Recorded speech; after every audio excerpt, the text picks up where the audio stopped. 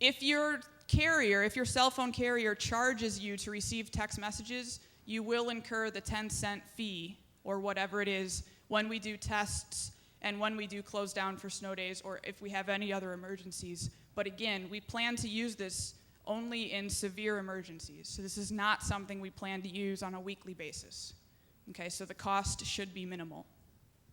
Again, please don't set your business phone as a high priority, and you may want to use your cell phone and your home phone. Think about what makes the most sense for you. If you would like to update your contact information with our mass notification system, you can do that online by yourself if you just go to 3nonline.com. The trick, of course, is to remember the username and password you set up for yourself. So if you have problems with that, there is a way. It says, did you forget your password? You can try that. If you're having any problems, please contact Dale. He will be happy to help you update your information. I didn't ask him if I could say that, but he'll be happy to help you update your information. Again, this system is only as effective as the information is up to date and accurate. So we want to make sure that we have that information as accurate as can be. And at this point, we do have 16 minutes left, so we will open it up to questions as promised. And first, Deb.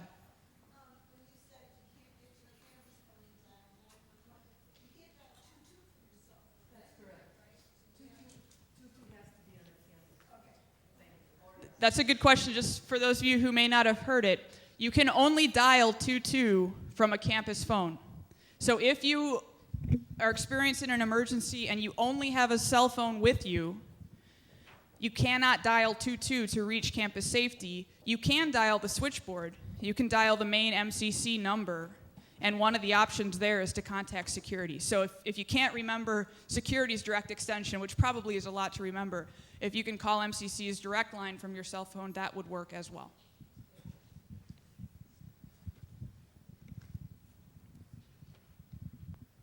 The public address system, this has been a problem for as long as I can remember, cannot be heard in our offices.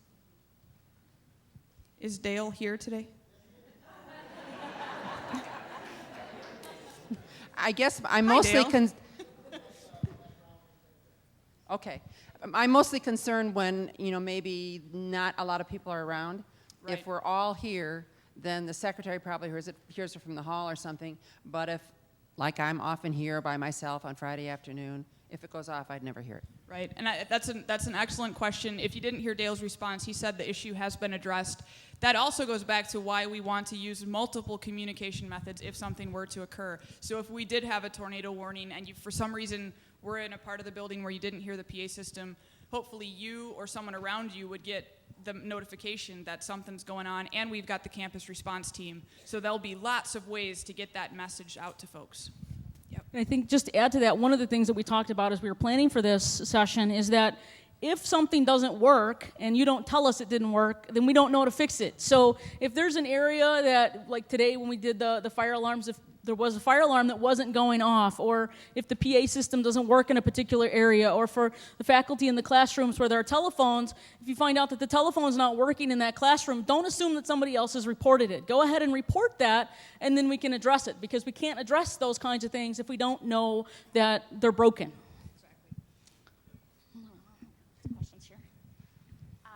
This is all really helpful. My biggest concern, though, is probably where I need this information the most would be if I was in teaching and in charge of 36 students.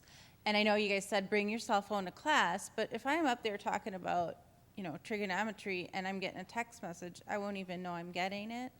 Do you have any ideas or thoughts on that? I think that goes back to the multiple means of communication. I can't think of a time when we would just do the mass notification system. We will always do that in tandem with something else. So while you're teaching and you may not get the text message, you'll hear the PA system, or you'll be notified by the campus response team. There'll be some other way to get that word out.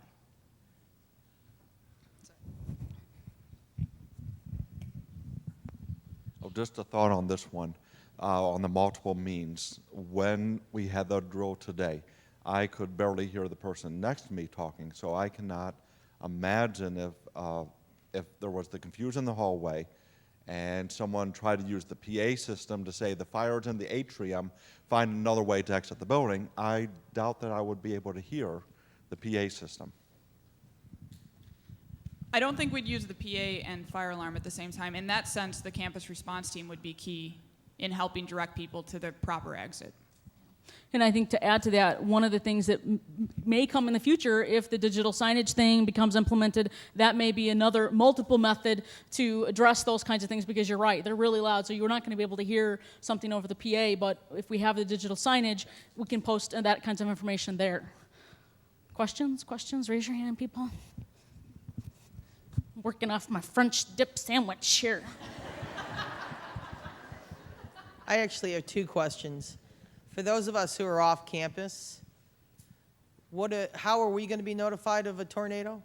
Because we won't hear the PA. I mean, I'm not saying that jokingly. Are you going to call a single person? Or is there, I mean, because a lot of us are, like I work behind closed doors with clients. Sure. In that sense, obviously the mass notification system would be helpful. I know the digital signage team is looking at the connection between Shaw Center and the main campus. Do you have anything? No, I was going to say. Oh, and the tornado sirens, obviously, if you hear them. Right, if there's a tornado in McHenry, it would vary depending on where the tornado is, if it would hit both campuses or if the warning would cover both campuses. So I think that's an excellent question, and it's something that we probably need to think more through it more thoroughly, but certainly the mass notification system would be helpful in that case. Okay. The second one is do we have a responsibility for recommending students to opt out of the system, or personnel on their way? I mean, how do you opt out when you're not part of the campus community anymore? The 3N thing. Oh, Dale does a cleanup process for students that are no longer enrolled. So that will happen based on enrollment status. And also in terms of employees, once they no longer work here, they're removed from the system. And a student could certainly say, I don't want to be involved anymore. We could connect them with Dale. I've had students request through my office to not be a part of that anymore, and so I've then connected those students directly with Dale so that they could opt out if it's a student that's still here for some reason but chooses to not be a part of the 3N mass notification. So we do have ways to get students out of the system if that's what they so desire. This is just a follow-up. Harriet mentioned that when you dial 911, they're going to take you through a series of questions. Those of you that are going to do CPR this afternoon are going to learn this, but you are never the person to hang up first. So always let the person at the other end of 911 hang up so that you're sure that you've given them all the information they need. Okay, so don't hang up first. Also, if you arrive at the emergency first and you can't get away, you should never leave the person. Have a designated person go call 911. You know, it used to be where I would say call security first, but we're changing our thoughts and call 911 first because it takes a little while for the ambulance, the police to get to our campus. So always call 911 first. Could you address a few years ago in the A building, the fire alarm went off and most of the teachers smelled burned popcorn and did not evacuate their students? That's not recommended practice. That's When I got outside, my class was out there. I think the main point is if you hear a fire alarm, get out. That should be going through your mind. I think it needs to be emphasized because it was quite discreet. We got outside, the fire department said, "Are you the only people in the building?" I said, "No, nobody else left." So it's kind of an important thing to remind people.